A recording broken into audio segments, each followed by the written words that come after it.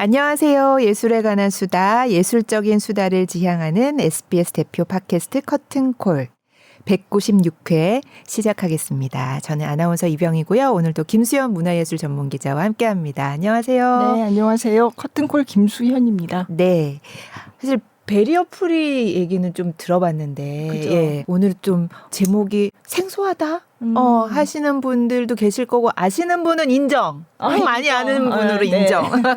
장애인과 비장애인이 함께 공연 예술을 즐기기 위해서인지 많이 노력하시는 분들이 계시는데 오늘은 네. 접근성 매니저 분을 모시고 얘기를 나눠보도록 하겠습니다. 영국 연출가면서 접근성 매니저로 일하고 계시는 강보름 씨 나오셨습니다. 반갑습니다. 안녕하세요. 네. 강보름입니다. 네. 네. 네. 먼저 직접 인사 좀 한번 더 다시. 길게 네. 부탁드립니다. 네, 저는 2017년부터 연극계에서 활동을 시작해서 2018년부터 이제 장애인 예술가 동료들과 함께 작업을 해서 지금까지 쭉 일하고 있는 강보름이라고 합니다. 네. 네. 네. 그러니까 접근성 매니저. 접근성 매니저. 네. 그럼 베리어 프리랑 있는 거죠, 관련이. 네네. 네. 그러니까 베리어프리라는 개념 자체는 건축계에서 원래 먼저 시작이 돼서 물리적인 접근성이 제한되는 어떤 사용자들, 예를 들면 휠체어를 이용하시는 사용자들이 건물에 들어갈 수가 없다 이럴 때 이제 그런 혹은 뭐 노인이나 유아차를 끄는 분들이 접근할 수 없는 공간이 있을 때 그 공간을 의 베리어를 없애야 한다 이런 운동에서 출발한 개념인데요. 네.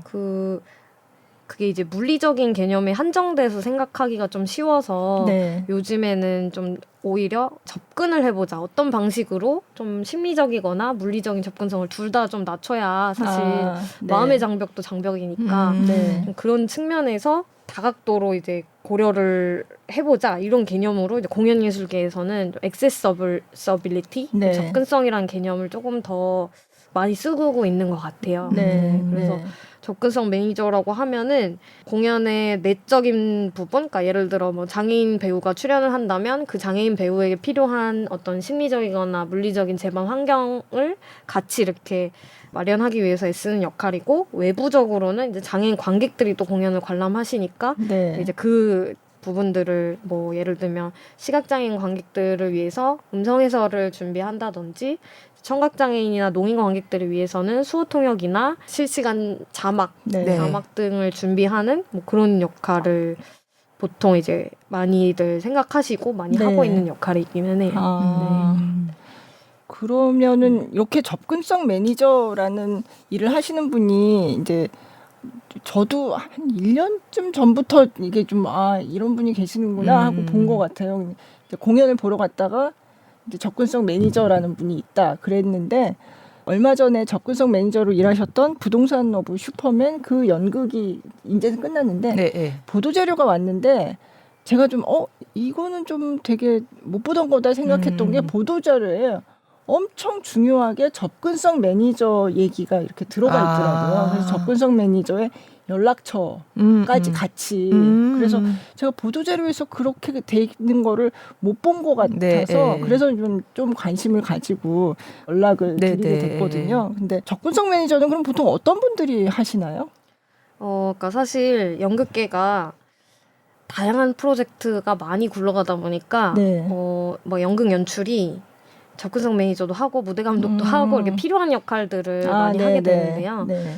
사실 저도 처음부터 접근성 매니저였던 건 아니고 이제 장애인 극단에서 필요한 역할을 찾다 보니까 이제 그런 역할들을 했는데 그것을 호칭하는 용어도 처음에는 없었어요. 네. 그래서 스태프 이렇게 스태프. 들어가다가 네. 외국에서는 이런 파트를 접근성 매니저라는 용어로 쓰더라. 네. 또 이론 공부 이런 것들을 이제 뭐 평론가 분들이나 이제 뭐 해외 공연 사례를 이렇게 수입해서 네. 같이 공부하면서 알게 됐고, 그래서 사실 2019년에 그 용어를 처음 사용을 했던 것 같아요. 접근성 매니저라는 용어를. 그러면서 조금 이제 다들 익숙해지면서 지금은 좀 보편화가 된 개념이고, 연락처를 병기하는 이유는 사실 이게 장애 유형마다 그 웹 접근성이라든지 전화 그죠. 예매라든지 예, 예. 그게 이제 뭐 청각장애인분들 전화 예매가 어려우시고 어려우니까. 그러니까 그 필요한 서비스들이 다 다른데 뭐 문자로 예매를 하도록 한다거나 이제 카톡으로 예매를 하시게 한다거나 그런 어떤 필요한 서비스가 다 다르니까 그 네. 개별 장애 유형에 좀 맞는 서비스를 본인이 먼저 요청을 하시게끔 하면 구축이 되지 않을까 해서 접근성 매니저 연락처를 이제 명기를 하는 단체들도 좀 늘어나는 것 같아요. 좀 접근하기 쉽게끔.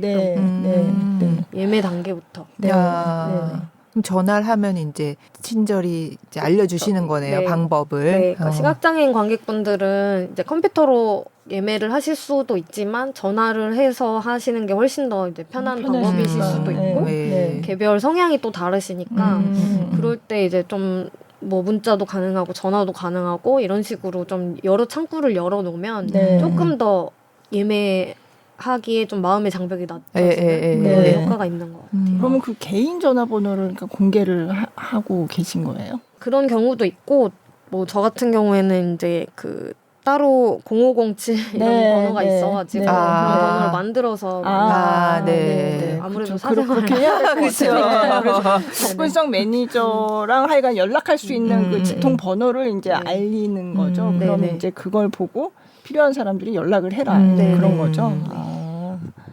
원래는 연극 연출을 했다고 하셨잖아요. 근데 네. 하면서 자연스럽게 이런 게 필요하겠구나라는 거를 좀 느끼셨나요? 네, 저도 뭐 장애 감수성이라든지 뭐 장애 네. 담론이라든지 이런 걸 아주 잘 알고 연극을 시작한 건 아니었는데 네.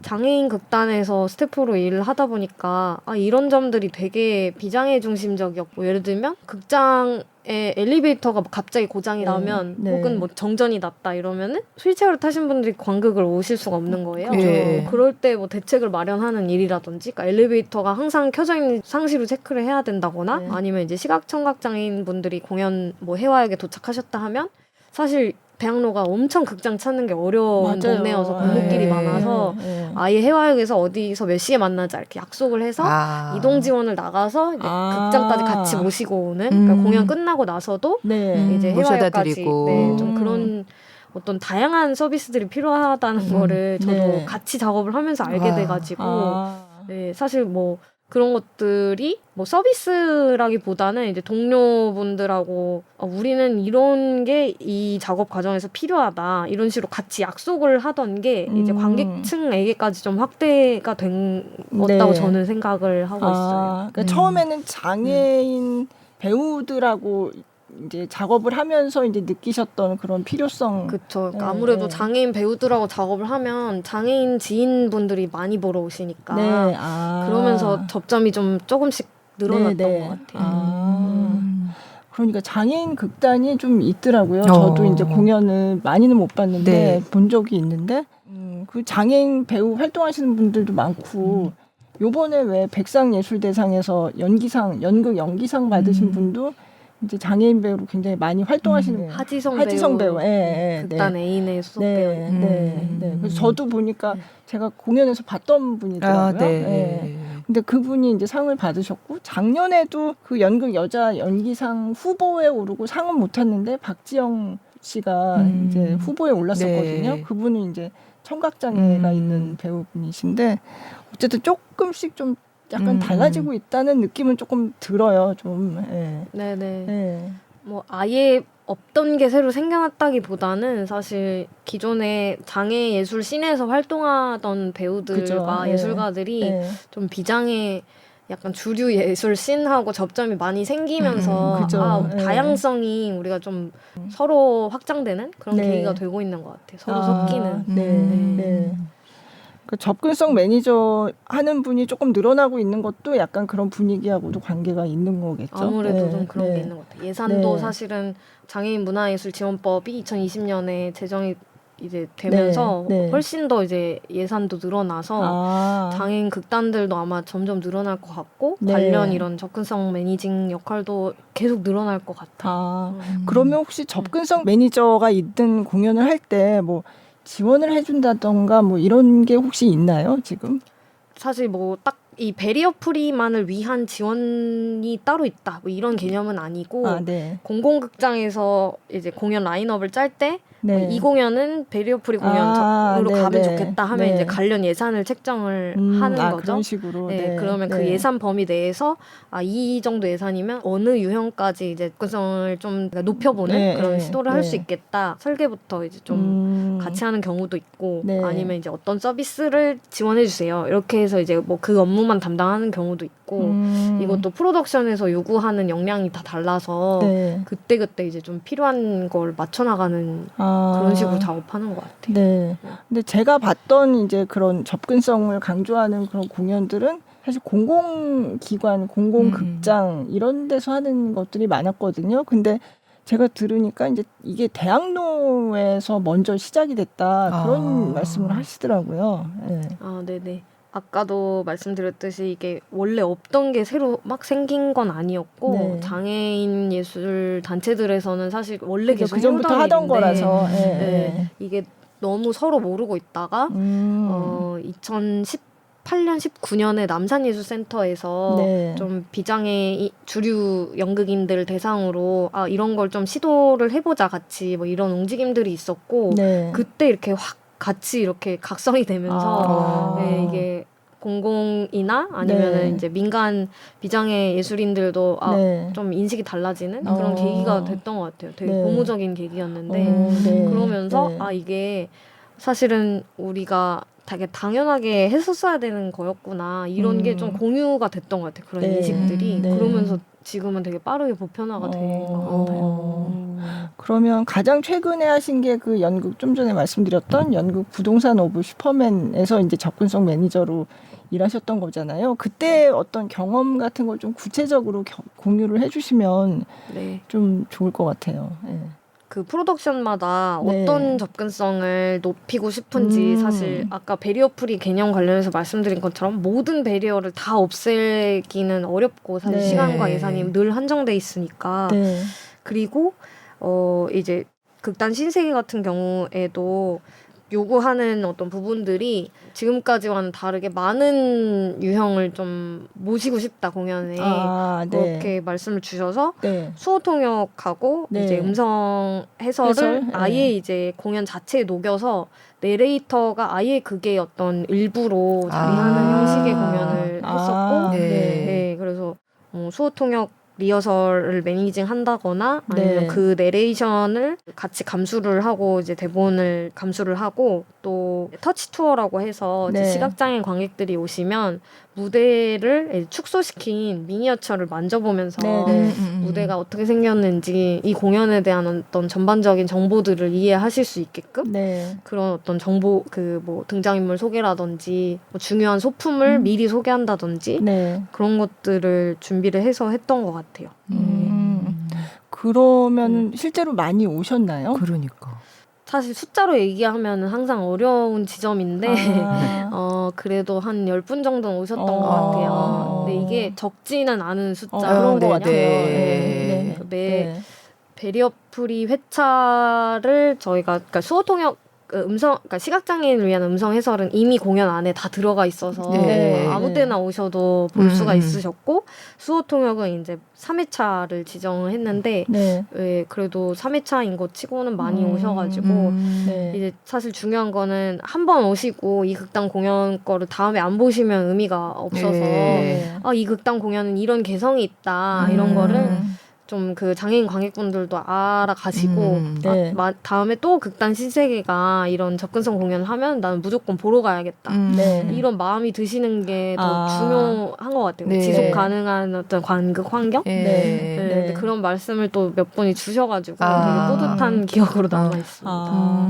근데 극단 신세계는 민간 극단이잖아요. 네네. 그래서 사실 뭐 이게 제작비가 얼마나 들었나 이런 구체적인 거를 알 수는 없지만 그렇게 하려면 사실 제작비가 확 올라가는 걸로 제가 알고 있거든요. 그러니까 그 수어 통역 하시는 분도 모셔야 되고 뭐 따로 맞아. 뭔가, 회차를 또 만들어야 되니까. 맞아요. 예. 모든 인력들이 그죠. 추가로 더 일을 해야 되다 연습할 보니까. 때도 수어 통역하시는 분하고 이렇게 맞춰가지고 해야 그러니까. 되고 그런 네. 거잖아요. 네. 그래서 그런 부담 같은 거를 그걸 또 다 감수를 하고 민간 극단이지만 그렇게 하시는 게 참 대단하다 이런 생각했는데 그런 경우에는 뭐 지원이나 이런 게 있지는 않나요?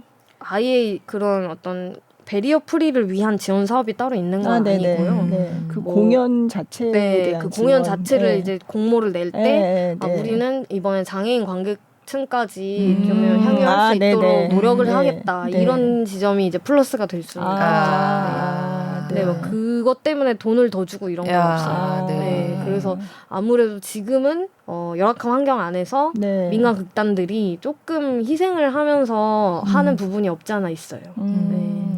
장애인 접근성을 높이기 위해서. 네, 아. 네. 근데 사실 그래서 젊은 연극인들이 대부분 다 되게 젊은 분들이잖아요. 근데 어떻게 이렇게 할 생각을 했을까? 무슨 특별한 계기가 있었을까? 약간 궁금하긴 했어요. 네. 그러게요. 저도 항상 네. 받는 질문이 네. 저를 이제 접근성 매니저로 섭외하시는 연출님들한테 네. 왜 접근성을 높이려고 하는지 네. 왜냐하면 이게 보통 쉬운 일이 아니어서 그러니까요. 네. 특히나 이제 그러니까 재공연을 그러니까 초연을 한번 하고 그 다음에 다시 할 때 접근성을 높이는 시도는 상대적으로 용이한데 네. 아직 만들어지지 않은 공연을 상상하면서 동시에 접근성까지 같이 준비하는 게 좀 일이 두 배, 세 배가 되는 일이라서 그렇겠네요. 네. 연극은 항상 시간이 마감이 돼 있잖아요. 그죠. 어느 날에는 올라가야 되는데 네. 그래서 그런 걸 항상 질문을 하거든요. 왜 접근성을 높이려고 하는지 네. 그거에 대한 어떤 목표 공유나 어떤 그런 마인드셋이 같이 공유가 안 돼 있으면 리허설 할 때 엄청 서로 예민해지고 서로 희생해야 되고 막 그런 분초를 다투는 시각에 네. 되게 막 네. 이렇게 트러블도 생기고 아. 왜냐면 외부 공연 전문 예술가분들이 아니라 수호 통역사와도 협업을 해야 되는 그죠. 지점이고 네. 어떤 뭐 음성 해설 한다면 이런 방송 장비 업체분들과도 이제 세팅을 협의를 해야 되는 부분이고 같이 이렇게 협업해야 되는 범위가 훨씬 늘어나는 거거든요. 네. 네. 그래서 그런 부분들까지 이제 감안하고 내가 이거를 해보고 싶다. 그러니까 내가 다양한 관객들을 만나고 싶다. 사실 수적인 것보다도 연극은 좀 질적으로 깊게 만나는 거를 중요하게 생각하는 매체인 것 같아요. 네. 그래서 연극을 만드는 사람들도 배우들도 그런 경험을 원하시는 것 같고 오히려 이제는 그래서 좀 힘들더라도 해보자. 이런 마인드가 같이 이렇게 설계 단계부터 공유가 되면 네. 그래도 이게 힘들어도 그래도 우리 좀만 더 해보자 이렇게 되는 것 같아요. 네. 네. 그렇구나. 근데 제가 그 전에 국립극단이나 뭐 이런 데서 공공기관에서 하는 베리어 프리 공연을 열심히 취재를 하고서 나중에 그래서 관객분들이 얼마나 오셨어요? 그러면 진짜 너무 조금 오셔서 제가 들으면서 속상할 정도로 그렇게 막 준비를 했는데 많이 오셔야 되는데. 네. 그래서 이거를 만드는 것도 중요하지만 이거를 알리는 것도 중요하지 않을까 그런 생각을 하게 됐어요. 네. 그러니까 이런 얘기도 동료분들하고 자주 나누는 얘기인데, 네. 그러니까 왜 장애인 관객들이 오시지 않을까? 사실 네. 돈도 많이 들이고 시간도 많이 들였는데, 그러니까. 네. 근데 그 이전의 역사 동안 장애인들이 문화 예술을 향유할 수 있는 기회가 거의 없었던 그죠. 거예요. 네. 베리어 프리 공연이 없었을 네. 때는. 네. 그러니까 이제 내가 볼 수 있는 것 자체를 이제 모르시고 일단. 네. 그리고 보러 가도 사실은 베리어 프리 공연이라고 해서 보러 가도 모든 분야의 베리어 프리가 된 게 아니기 때문에 네, 보면서 뭐 사실 재미가 없을 수도 있는 거고 그렇죠. 수어 통역이 뭐 번역이 이상했을 수도 있고 네. 자막이 오류가 났을 수도 있고 여러 가지 요인들로 지속 가능한 관극이 좀 어려운 네. 상황도 있어요. 그래서 제가 생각했을 때는 그러면 우리는 관객이 지금 당장 안 온다고 좀 실망할 게 아니라 한 명의 관객을 오시더라도 그분을 만족시켜서 다음에 무조건 다시 예매하게끔 해야 된다. 네. 어차피 연극은 많은 뭐 분들이 영화처럼 보시는 대중 매체가 아니기 그렇죠. 때문에 네. 네. 일단 오신 분, 어렵게 오신 분들을 만족시키는 게 제일 중요한 것 같다. 그래서 사실은 국립극단에서도 저도 이제 작업을 해봤을 때 네. 항상 얘기를 하게 되는 게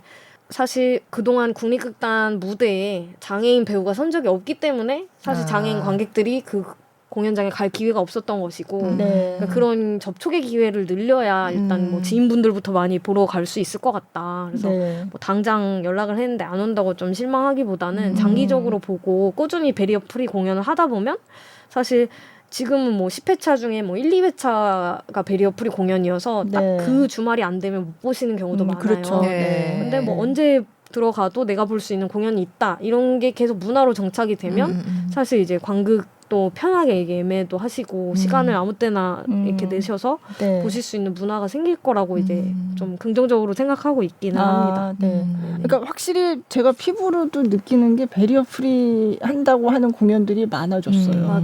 네, 예전보다는 훨씬 많아졌어요. 네. 이제 점점 이제 소문이 나서 네, 나가 네. 볼까 하시겠죠. 네, 네. 네. 그러면 처음에 이제 장애인 배우들하고 같이 작업하고 그렇게 하면서 이제 장애인 극단에서 일하면서 관심을 갖게 됐다고 하셨는데 왜 장애인 예술가들이랑 같이 일해야 되겠다고 생각하셨을까? 저는 그것도 궁금하거든요. 네. 사실은 평소에 네. 그렇게 생각 안 하는 분들도 많잖아요. 아예 생각도 안 하죠, 그냥. 네. 네네. 네. 네. 특별한 사명감이 있었던 건 전혀 아니고요. 네. 주변에 가까운 동료들이 장애 예술에 먼저 이렇게 관심을 가지고 활동을 하고 있었고 네. 이번 프로젝트 좀 같이 해보자 이렇게 했는데 너무 재밌는 거예요. 뭔가 내가 몰랐던 어떤 그 비장애 중심 세상의 이면? 그러니까 네. 예를 들면은 네. 똑같이 쉬는 시간인데 장애인 화장실이 없으니까 네. 건물 바깥으로 내려가서 밖으로 왔다 갔다 해야 되니까 한참 걸리고 휠체어를 타는 배우의 경우에 네. 끝나고 뒤풀이를 가야 되는데 휠체어를 타는 배우가 같이 들어갈 수 있는 식당이 없다거나 별로 없다거나 네. 네. 뒤풀이 끝나는데 뭐 콜택시가 올 때까지 장애인 콜택시가 올 때까지 한 2시간 정도 같이 기다린 적도 있고 네. 그런 어떤 교통편부터 해서 모든 환경이 정말 다르구나라는 거를 감각적으로 이제 옆에서 보고 배우면서 네. 이런 것들을 사실 이렇게 주변 환경을 바꿔 나가는 게 사실 연극을 하는 이유 중에 하나가 될 수도 있겠다라는 네. 생각이 어느 순간 자연스럽게 들었던 것 같아요. 왜냐면 내 친구랑 내 동료랑 같이 네, 뒷풀이를 네. 가고 싶은데 밥을 먹어야 되는데 항상 배달을 시킬 수도 없는 거고 네. 그런 어떤 생활 속의 불편함 이런 것들도 알게 되고 일단 그 사람들이 가진 어떤 개성과 이야기들이 너무 재밌었거든요. 그래서 같이 웃다 보니까 그냥 계속 같이 있고 싶다. 작업을 이어나가고 싶다. 좀 이런 생각이 들었던 것 같아요. 네. 네. 그러면 아까 부동산 오브 슈퍼맨은 아예 그 작품을 만들 때부터 나레이션 같이 그렇게 넣었다고 했는데 그런 식으로 처음 창작할 때부터 이렇게 접근성을 고려해서 만드는 거하고 아까 만들어진 거를 거기다 후에 넣는 거하고 저는 그래 처음부터 할 때가 그게 좋지 않을까 저는 그런 생각이 드는데 이미 만들어진 거에다 뭔가 끼워 넣으려면 좀 어렵지 않을까 저는 또 그런 생각도 드는데요. 맞아요. 그러니까 이게 그러니까 공연마다 어떤 형식이 더 어울리고 내가 이번에 할 수 있는 뭐 한계는 어디까지고 이거를 사실 해보면서 알게 되는 경우가 더 많은데 네. 사실 지금은 안 해본 경험들이 훨씬 그러니까 안 해본 분들이 훨씬 많으셔서 내가 어디까지 할 수 있는지를 모르는 아예 그러니까 경험치가 없다 보니까 그런 경우가 많아서 같이 시행착오를 겪는 과정 중인 것 같아요. 근데 이제 초연에서 같이 시도를 했을 때의 장점은 어쨌든 만들어질 때부터 되게 자연스럽게 녹아들어 있어서 베리어프리 공연이라고 만들었는데 전혀 베리어프리가 되지 않고 있는 그런 어떤 한계를 피할 수 있는 그런 장점은 있는 것 같아요. 뭐 예를 들면 사실 시각장애인을 위한 것과 청각장애인을 위한 것이 완전히 다를 수 있거든요. 근데 베리어프리 공연이라고 하면 그 두 개를 다 때려 넣는 식의 그러니까 사실 뭐 수어 통역의 문법과 이 언어로 음성 해설하는 문법은 전혀 다르거든요. 그렇죠. 그렇다고 하더라고요. 근데 그 두 개를 한 공연에 우겨 넣으려다 보니까 누구에게, 그러니까 시각장애인 관객이나 청각장애인 관객 누구에게도 와닿지 않는 그런 공연을 만들게 되기도 해요. 그것도 저희의 시행착오 중에 하나인데 좀 그런 거를 방지하기 위해서는 뭐 음성 해설 회차, 수어 통역 회차 이런 식으로 분리해서 그 어떤 유형의 관람이 더 용이할 수 있게 접근성을 높이는 방식, 그러니까 좀 마인드나 사고를 조금 더 바꿔야 되는 부분들이 있고 효율성을 따지기보다는 그 안에서도 근데 이제 그런 게 모든 게 다 시간과 예산이 맞물려 있는 일이어서 그런 이야기들을 지금 동료들하고는 하고 있는 단계인 것 같아요. 그렇구나. 그리고 뭐 예를 들면 휠체어 이용자들을 위해서는 건물 자체가 엘리베이터가 있어서 들어갈 수 있어도 막상 이제 객석에 1층에는 진입을 못 한다거나 아니면은 2층만 갈 수 있다거나 그러니까 영화관도 그 휠체어 이용객들이 많이 말씀하시는 게 너무 맨 앞줄 아니면 아예 맨 뒷줄 이렇게밖에 그렇죠. 예매가 안 된다. 맞아요. 근데 극장도 예, 별반 예. 다르지 않거든요. 예. 공연장도 그런 지점들 때문에 그렇다고 공연장을 새로 지을 순 없잖아요. 저희는 공연을 만드는 단체인데 그쵸. 그런 지점들이 항상 좀 어려운 지점들인 것 같기는 해요. 이미 있는 거에서 어떤 걸 바꿀 것인가 그런 어떤 범위 설정이 제일 중요한 것 같아요. 그러고 보니까 진짜 생각하기 진짜 많다. 그러니까 장애의 유형이 굉장히 많은데 네. 그런 걸 구분을 안 하고 그냥 다 맞아요. 장애 관계 이렇게 해서 똑같이 그렇게 하니까 지난번에 제가 들었던 얘기는 청각장애가 있는 분이시는데 그분이 이제 대중가수 콘서트를 보려고 했더니 그때 이제 뭐 그럼 안내를 해주는 데가 있다 해가지고 이제 청각장애가 있으시니까 전화하는 것도 굉장히 힘든데 어쨌든 뭐 도움을 받고 해서 겨우겨우 했는데 그 장애인석으로 가라라고 했다는 거예요. 근데 장애인석이라는 게 지금 말씀하신 휠체어석인 맞아요. 거예요. 이분은 휠체어석이 필요가 없죠. 네네. 이분은 그리고 청각장애가 있는 분이니까 수어 통역을 해주는 분이 필요한 거예요. 근데 이제 그런 식의 세밀한 그냥 장애가 있으면 장애인석 뭐 이렇게 너무 단순하게. 그 말씀을 해주셨어요. 근데 이분은 이제 그거를 굉장히 계속 이제 요구를 하고 네. 그래서 결국은 이제 그 수어 통역하는 분이 오시고 뭐 그렇게 된 거예요. 근데 이제 그때 이분은 이제 미국에서 생활을 하셔서 그 경험이 있으니까 미국에서 콘서트를 보러 갔을 때는 수어 통역하는 분이 그러니까 관객의 앞에서 해준대요. 볼 수 있게. 근데 그때는 옆자리에다 앉혔다는 거예요. 그분을? 네, 네. 그러면 옆에서. 공연을 못 보겠네요. 그러니까요. 네. 그러니까 이분 이게 뭐라고 하는지를 알려면 이분을 봐야 되는데 그러면 공연을 못 보는 그런 상황이 되는 그런 적도 있었다고 하더라고요. 근데 이제 나중에는 이제 그것도 다 해서 이제 고쳐줬는데 어쨌든 그런 식으로 굉장히 부딪혀가면서 이렇게 계속 엄청난 고쳐야 시행착오를 되는, 겪어서. 저도 그 얘기 듣고 진짜 그렇겠다. 근데 그거를 겪어보지 않으면 수어 통역자 불러줬는데 뭐가 문제야 이럴 수 있잖아요. 그럴 수 있죠.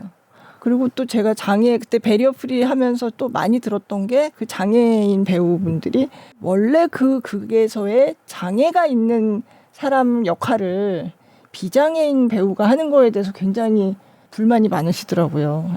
거기에 대해서 많이 얘기를 들었었어요. 네. 아무래도 연극을 한다는 것은 그러니까 다른 장르는 사실 잘 몰라가지고 네. 연극에 한정해서 이야기하자면 어떤 다양성에 대해서 이야기를 하고 뭐 네. 인간에 대해서 이야기를 한다고 하는데 그 인간의 범주 안에 장애인이 포함이 안 돼 있는 거죠.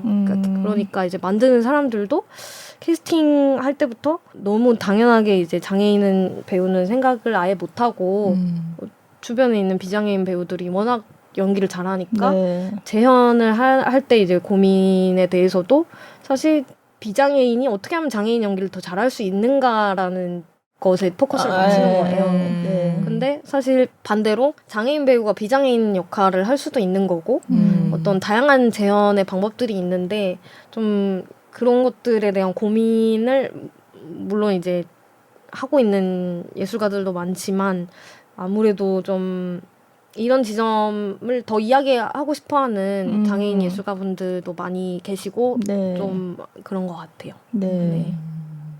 수어도 진짜 그 배워서 하는 수어는 정말 그거는 다르다 그렇게 말씀하시더라고요. 맞아요. 그러니까 사실 수어 통역사 분들도 많이 말씀하시는 게 농인이 수어 통역을 하는 게 제일 그 다른 농인 관객분들한테도 소통이 편하다. 왜냐면 청인, 그러니까 비장애인 수어 통역사는 문법을 이제 한국어 문법으로 아무래도 좀 번역을 하게 되는데 농인 커뮤니티에서 어렸을 때부터 자란 농인 수어 통역사는 그러니까 완전 언어 체계가 다른 거죠. 그러니까 아예 문법 체계, 언어 체계가 다르다고 해요. 저도 수어는 잘 모르는데 농인이 통역했을 때 훨씬 이해가 잘 된다고 하시거든요. 그러면 사실은 농인 수어 통역사가 무대에 서는 게 훨씬 맞고 더 들어가면 농인 배우가 서는 게 훨씬 더 맞죠. 아예 수어 통역도 필요 없을 정도로. 근데 아무래도 좀 그런 어떤 것들을 시도하려고 생각했을 때 이제 제작자들은 배우가 없다, 배우 풀이 없다, 장애인 배우 풀이 없다 이렇게 생각을 하시는데 그것도 아까 그 장애인 관객이 왜 안 오냐 이렇게 생각하시는 것처럼 많이 있는데 우리가 안 찾아봐서 모르는 거고 양성을 해야 되는 부분인 것 같아요. 네. 그래서 더 많은 장애인 배우들이 더 나와서 이 공연 할 땐 이 배우가 이 배역에 잘 어울리겠다. 네, 우리가 뭐 연예인 그런 캐스팅을 하듯이 가상 캐스팅 하듯이 뭐 그런 정도까지 가면 좋지 않을까, 좀 재밌지 않을까, 뭐 이런 이야기들을 하고 있는 것 같아요. 장애인 배우분들은 뭐 보통 연기 시작하면은 연기 학원을 간다든지 그쵸. 뭐 이렇게 하잖아요. 그분들은 연기를 어떻게 배우기 시작하세요?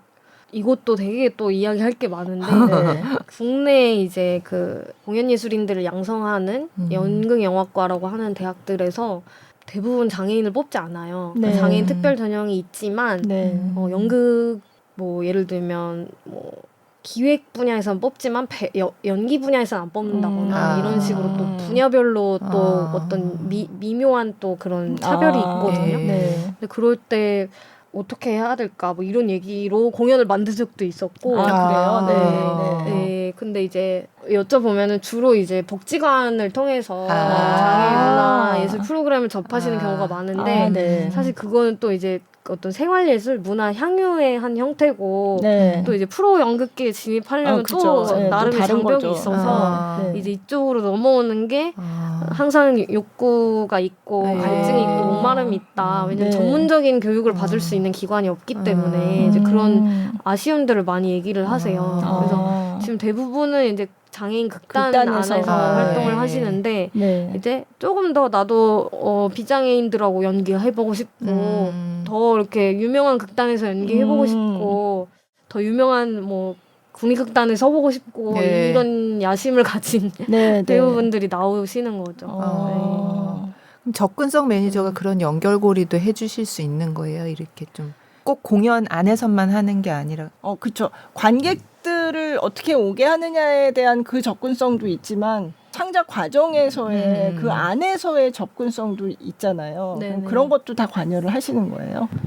그쵸. 그러니까 그 모든 거를 막 다 제가 혼자 하는 건 아니고 이번 프로덕션, 이번 프로젝트에서는 여기까지 해보자라는 거를 같이 기획을 하기 때문에 그러면 이번에 뭐 예를 들어 시각장애인 배우를 캐스팅을 했다. 연출이. 그러면 뭐 배우 풀을 구인하면서 이제 캐스팅하는 것을 같이 하는 경우도 있었고 만약에 그렇게 해서 이제 시각장애인 배우를 모시게 됐을 때 연습실까지의 뭐 이동 경로라든지 뭐 소요 시간, 뭐 연습 기록을 이렇게 따로 해서 공유를 해드리는 방식이라든지 뭐 어떤 사소한 것들, 그러니까 그 배우에게 맞춤형 서비스가 뭘까 이런 것들을 이제 그 배우랑도 의논을 하면서 그런 지점들을 하나씩 좀 해결해 나가는 거 그런 것도 접근성 매니저의 역할인 것 같아요. 그렇게 치면 접근성 매니저의 역할의 범위가 굉장히 넓은 거네요. 맞아요.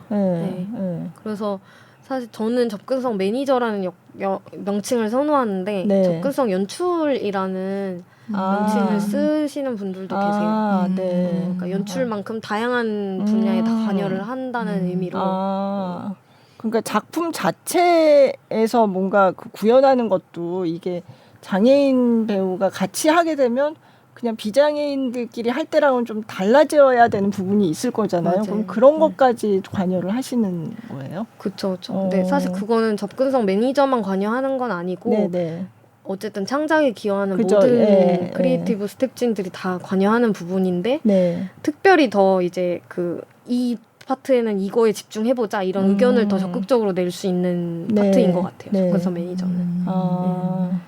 다른 파트는 뭐 조명 디자인하러 정신없고 다른 뭐 연기 디자인하러 정신없고 하는데 접근성 매니저는 접근성 관점에서 딱 이걸 검토해볼 수 있는 어떤 여유가 있는 사람. 그럼 접근성 매니저 하시는 분들이 이렇게 좀 만남이 있어도 좋을 것 같아요. 그러니까 서로 경험한 것들을 공유하고 이러면서 이렇게 해보니까 이게 참 문제더라 뭐 이런 거. 제가 2019년에 처음 이제 이 호칭을 썼을 때는 아무도 없어가지고 물어볼 수 있는 사람들이 없어서 좀 되게 난감하다. 그럼 최초로 쓰신 거예요? 근데 제가 제안을 했던 건 아니고 이제 저를 접근성 매니저로 캐스팅 해주신 극단에서 같이 논의를 하면서 이 호칭으로 써보자 이렇게 된 거예요. 공부를 그때 같이 하면서. 그러면서 시작이 됐는데 지금은 그래도 한 10명 정도는 되는 것 같아요. 그래서 힘들 때 서로 전화하고 연락하죠. 너 저번 프로덕션에서 어떻게 했었어? 이번에 또 같은 문제 상황이 발생했는데 어떻게 해결했어? 그런 노하우들을 이렇게 근데 이게 지인이니까 가능한데 앞으로 계속 이제 풀이 확장돼서 모르는 분들도 늘어나면 관련 어떤 포럼이나 그렇죠. 뭔가 자리가 더 많아져야 될 것 같아요. 같기는 해요. 예술 학교에서도 이런 교육이 더 많아져야 될 것 같고. 네네. 학부에서는 그냥 연극을 공부하신 건 아니고 국문학을 공부를 하셨고 이제 나중에 대학원에서 연극을 공부를 하셨는데 그러면 그런 그 연극 영화 뭐 이런 가르치는 학교에서도 이런 장애 예술에 대한 그런 수업이 있고 그런가요? 지금은 거의 없는데요. 없어요. 네, 아예 없는데 특강식으로 이제 베리어 프리 공연에 대한 이해 이런 식으로 한 학기에 한 번씩 그런 뭐 초빙돼서 강연을 하세요. 근데 좀 전문 교과 과정으로 들어가야 된다고 좀 제안을 하는 과정이 있기도 하고 뭐 사실 이제 장애 예술인들이 예술학교에 먼저 들어갈 수 있게 제도를 좀 개선하는 것부터가 우선이 돼야 그렇죠. 장애 학생이 다니면 이제 거기 그죠. 시설도 바뀌고 이제 그렇죠. 커리큘럼도 바뀔 테니까 그렇죠. 좀 자연스럽게 더 섞여야 한다. 좀 그런 생각인 것 같아요. 그죠. 그렇죠. 아무래도 계속 다양한 어떤 감수성을 길러야만 창작자로 살아남을 수 있는 시대라서 사실 이런 장애 감수성도 젠더 감수성과 마찬가지로 이제 사실 공연예술 창작자들한테는 없으면 안 되는 어떤 역량이 되고 있는 것 같거든요. 그래서 사실은 이제 예술 학교들에서 먼저 그거를 더 도입을 열심히 하셔야 된다는 생각은 들어요. 이미 관객들의 그 감수성은 높아졌기 때문에. 그렇죠. 요즘 젊은 관객들의 감수성은 진짜. 저도 이 취재하면서 이제 뭐 이런저런 얘기를 좀 들었었는데 수어를 뭐 아름답다, 뭐 천사의 언어, 뭐 이런 얘기하는 것도 너무 싫다 그렇게 얘기하더라고요. 너무 또 막 그것만 부각시켜가지고 이런 식으로. 그건 그냥 언어인데 그거를 자연스럽게 안 얘기하는 받아들이고. 것도 그것도 틀렸다. 그것도 그렇게 말씀하시고. 그러니까 나와 너무 다른 세계, 그죠. 너무 낭만화하거나 이런 것도 거리감을 두는 그 분리하는 사고 방식이니까 그런 것도 좀 거부하는 거 아닐까. 그러시더라고요. 뭐 그리고 장애를 극복했다 이런 말도 그것도 아니다. 근데 이제 비장애인으로 이렇게 살아온 세월이 길다 보니까 그냥 그거를 되게 의식적으로 이거는 이렇게 하면 안 되겠다라고 제가 이거를 되게 인식을 계속 해야 되는 거더라고요. 해보니까 그냥 그 전에 살던 대로 그렇게 하면 원래 젖어 있던 게 있잖아요. 그러니까 계속 그거를 의식적으로 이걸 고쳐나가야겠다고 생각을 해야 되는 그런 거더라고요. 보니까 점점 그렇게 바뀌겠죠, 사람들의 인식이. 맞아. 순간순간 놓치게 되죠. 그죠. 그거를. 근데 제가 그래서 베리어 프리 관련해서 기사를 종종 썼는데 쓸 때마다 수어통 이런 게 있어. 약간 그런 분위기예요.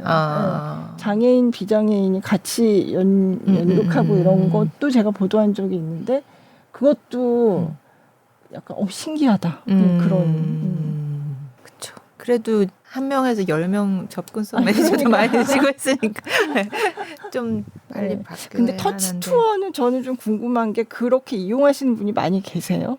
무대를 저도 미리 만져볼 수 있다. 그리고 사실 직접 만져본다는 게 엄청 특별한 경험이잖아요. 그죠. 그래서 사실은 시각장애인 관객뿐만 아니라 비장애인 관객들도 엄청 즐거워하세요. 그래서 이게 접근성이나 베리어풀이라는 게 꼭 장애인들만을 위한 게 아니라 모두를 위해 좋은 것이구나라는 그게 약간 터치 투어에도 적용되지 않나라는 생각이 들어요. 그래서 어쩔 때는 미리 예약을 안 받으면은 오히려 시각장애인 관객분들은 뒤에서 들으시고 비장애인 관객들이 막 다 열심히 그런 경우도 종종 있어요. 진짜 관심이 많으세요. 그렇구나. 그러니까 갑자기 생각났는데 넷플릭스는 그게 음성 해설도 있잖아요. 그걸 선택해가지고 볼 수 있거든요. 그게 원래는 시각장애인을 위한 해설인데 제가 넷플릭스에 그게 있다 그래가지고 한번 가서 틀어봤어요. 듣다 보니까 너무 재밌는 거예요. 네. 그래서 한 드라마 하나를 그냥 계속 틀어놓고 봤거든요. 근데 그게 굉장히 그 독특한 재미가 있어요. 네. 그 설명을 해주는데. 놓치는 거를 이렇게 네, 찍어서 딱 집어서 얘기를 해주고. 중요한 거 꼭 봐야 되는 네, 거를 이렇게. 네. 그리고 네. 비장애인 관객분들도 나 일부러 베리어프리 공연 회차 예매해서 본다. 네. 그런 관객분들도 좀 많이 계세요. 그것도 약간 괜찮네요. 좀 다르게 네. 좀 그걸 볼수 즐기는 있게. 방법인 네. 것 같더라고요. 그러니까 약간 다른 감수성으로. 근데 그것도 제가 보다 보니까 그 음성 해설 스타일도 조금 달라요. 제가 몇 개 봤는데 그래? 어떤 거는 굉장히 드라이하게 그냥 이렇게 사실을 묘사하는 거 정도인데 어떤 거는 또 보면 굉장히 주관적으로 그걸 설명을 하고 그러니까 약간 그 작가들에 따라서 다른가 보다 제가 그 생각을 했었어요. 그러니까 좋네요. 그게 꼭 장애인, 비장애인 이렇게 서로 그래도 같이 뭔가를 이렇게 입장을 이해할 수 있을 것 같아요. 네. 그러면 그 이번에 접근성 매니저 하는 거 이제 그거 끝나고 얼마 안 됐는데 또 새로 하시는 게 있으세요? 네네. 이제 심파의 색이라고 네. 그 서울문화재단에서 운영하는 공공극장인 대학로극장 쿼드에서 이제 네. 올라가는 공연인데요. 다음 주부터 공연은 시작인데 아. 접근성 회차는 이제 12월 15일부터 17일까지 3일간 준비를 했어요. 네. 그래서 이제 수어 통역이랑 네. 폐쇄형 음성 해설, 그다음에 뭐 휠체어 접근성 좀 그런 지점들을 고려하면서 준비를 하고 있습니다. 네. 폐쇄형 음성 해설도 좀 말씀을 해주세요. 네. 네네. 그러니까 그 시각장애인을 위한 음성 해설에는 보통 이제 두 가지가 있다고 생각하시면 되는데요. 오픈형 음성 해설과 폐쇄형 음성 해설 이렇게 두 가지로 써요. 그래서 오픈형이라 함은 아까 그 공연 자체에 내레이션을 다 넣었던 것처럼 어떤 따로 기기를 통하지 않고 그냥 공연 안에서 뭐 배우거나 아니면 어떤 수어가 아니라 음성 해설사가 오픈된 형태로 그냥 모두가 들을 수 있는 환경인 거고, 폐쇄형 음성 해설은 따로 이제 FM 수신기라고 해서 기기가 있어요. 그래서 그거를 이어폰을 꽂고 들으시면서 이제 따로 혼자 각자 감각을 하는 거죠. 공연은 공연대로 흘러가고 음성 해설사가 이제 뒤에 부스에서 실시간으로 하거나 아니면 녹음된 걸 그 빈 공간에 이제 채워넣는다고 하는데 그 타이밍 맞춰서 이렇게 재생하거나 하는 방식으로 두 가지로 이렇게 쓰고 있어요. 그건 진짜 라이브로 해야 되겠네요. 네, 왜냐면 배우의 호흡이 그날그날 달라지기 때문에 사실은 미리 준비를 하기가 어렵기는 해요. 해설하시는 분이 이렇게 잘 알아야 되겠네요. 공연에 대해서. 해설하시는 분도 공연을 굉장히 잘 아셔야죠. 그래서 아까 그 이청 배우가 적극성 매니저 하는 것처럼 배우분들이 목소리 연기하시기 때문에 음성 해설사로도 활동을 하세요. 배우들의 투잡으로도 되게 좀 좋은 분야인 거야. 그러니까 수어 통역하시는 분들도 요즘 보면 공연을 많이 하시는 분들이 이제 그 약간 전문 분야가 이렇게 생겨났다고 하더라고요. 그래서 제가 하러 가서 보면 항상 이렇게 계신 분들이 계세요. 저희 뉴스 할 때 통역하시는 분도 공연 하신다고 하더라고요. 그래서 그랬죠. 근데 수어 통역하시는 거 보면 그냥 그걸로 굉장히 수어를 모르지만 알 것 같아요. 표정과 막 그걸 다 쓰셔가지고 그러니까 굉장히 표정과 제스처가 아주 생생하고 그러니까 그건 예전에 안 보던 건데 요즘 이제 자주 접하니까 사실은 수어 통역 그게 뉴스에서 하는 것도 그게 그렇게 오래되지 않았거든요. 그쵸. 옛날보다 지금 더 많이 늘어났죠. 그쵸. 시간. 예전에 제가 장애인 비장애인이 같이 하는 공연을 취재를 해서 그걸 보도를 하려고 했는데 제가 생각하니까 여기 장애인 수어를 쓰시는 분들이 나오시고 그러는데 이거를 리포트도 그러면 뭔가 좀 수어 통역을 하면 좋겠다라고 생각했는데 그때는 저희 8시 뉴스에는 없었어요? 수어 통역이 없었어요. 그래서 진짜 얼마 안 됐구나. 그죠. 근데 그때 이 시간을 늘리기 전에 이제 일부 어떤 프로그램에는 하고 있어서 그래서 그 수어 통역사분한테 부탁을 드려가지고 제 기사를 그 그래서 부분만 그것만 좀 해달라고 그래서 그렇게 했던 기억이 예. 있거든요. 근데 그 다음번에 할 때는 이제 아예 그 뉴스 프로그램에 수어 통역이 다 들어가게 돼서 이제 그렇게 안 해도 되는 상황이 됐더라고요. 그러니까 그 조금씩 그쵸. 좋아지고는 있는 것 예. 같아요. 예. 근데 그 접근성 매니저라는 말이 되게 듣기가 좋은 것 같아요. 더 쉽게 네. 접근할 수 있게. 근데 아까 그렇죠. 왜 지하철역에서 공연장까지 올 수 있게도 해주신다 그랬는데 그러면 꼭 뭐 저기 장애가 있지 않으셔도 뭐 나이 연세가 너무 많으셔가지고 뭐 길을 잘 너무 그 공연 가고 싶은데 그런 경우도 이렇게 신청해도 되는 거예요. 그러면? 보통은 이제 안내 보행 혹은 이동 지원이라는 용어로 사용을 하고 있는데 네. 그 서비스가 필요하다고 생각이 되시면 누구든 이용하실 수 있으세요. 네. 사실 그게 뭐 장애 비장애를 떠나서. 예. 네, 근데 이제 아무래도 장애인분들이 그런 거에 더 익숙하시고 그쵸. 그러다 예. 보니까 장애인분들이 많이 이용하시죠. 아. 네. 그럼 직접 나가세요? 안내 지원을? 네, 네, 극장마다 네. 다르긴 한데 네. 보통은 직접 나가요. 네. 근데 여러분이 한꺼번에 신청을 하시면 어떻게 해요? 그러면 이제 7시 반 공연이다 하면 7시 10분에 해화역 2번 아. 출구에서 만납시다. 아. 이렇게 해서 두 이렇게 분 분산을. 같이, 아, 네. 같이 이동. 같이. 네. 아, 왔다 네. 갔다 하면 이제 그죠. 공연 네. 시작하니까. 한 시간 맞춰서 같이. 네. 그러니까 비장애인도 그런 서비스를 이용할 수 있다 생각하면 이 접근성 매니저와 이런 그 배리어 프리 관련된 것들에 대해서 더 많은 사람들이 관심을 가질 수 있을 것 같아요. 그냥 나는 필요 없는데 뭐 이렇게 생각할 수 있잖아요. 비장애인 입장에서. 근데 그런 게 이렇게 약간 누구나 도움 받을 수 있다 생각하면 약간 그게 내일이 되고 약간 이렇게 네. 네. 뭐 그럼 우리가 오히려 다리 더- 다쳤을 때 아, 엘리베이터 그렇죠. 타는 맞아요. 것처럼 그렇죠. 그리고 처음에 장애가 없었더라도 나중에 다 생길 그쵸, 수도 있는 그러니까요. 거고. 예. 그런 뜻이었어요. 네네. 아니 그런 뜻인 줄 알아요. 근데 이제 맞아요. 네. 누구나라고 했으니까 어, 혹시나 이제 저도 그 걱정 잠깐 했어요. 아, 너무 그래요? 전화 많이 받으시면 어떡하지? 네.